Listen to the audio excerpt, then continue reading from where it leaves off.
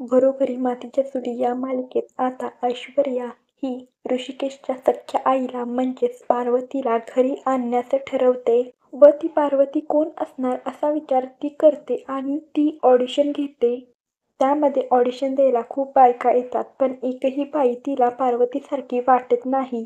संध्याकाळ होते, लाईट गेलेले असतात. आजी आणि सारंग लाईट कसे गेलेले आहेत यावर चर्चा करत असतात. तर ऐश्वर्या त्यांना म्हणते, अरे ठीक आहे, लाईट तर गेलेत ना, भूकंप आणि वादळ आलं नाही ना. तेवढ्यात वारा सुटतो आणि एक बाई जोरात घराचा दरवाजा उघडते आणि ती बाई ऋषिकेशचे आणि नानांचे नाव घेत असते व ती बाई रडत असते. हे सगळं बघून सारंग, ऐश्वर्या आणि आजी घाबरतात.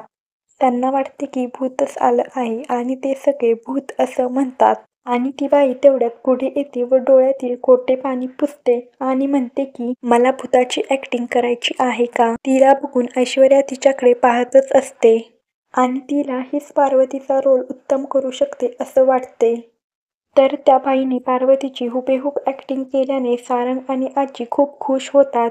मग ऐश्वर्या त्या बाईला घरातल्या सगळ्यांचे फोटो दाखवते आणि त्या फोटोसमोर सगळ्यांची नावे लिहिलेली असतात. ऐश्वर्या त्या बाईला ऋषिकेशचा फोटो दाखवते आणि म्हणते की त्याच्या आईचे नाव पार्वती आहे आणि पार्वतीची ऍक्टिंग तुम्हाला करायची आहे. तर आता ती बाई पार्वती म्हणून घरात येणार आहे. ऐश्वर्याचा हा प्लॅन जानकीला समजणार का? आता मालिकेत पुढे काय घडणार? सगळे खोट्या पार्वतीला ओळखू शकणार का? हीच खरी पार्वती आहे? हे आपल्याला येत्या एपिसोडमध्ये समजेल.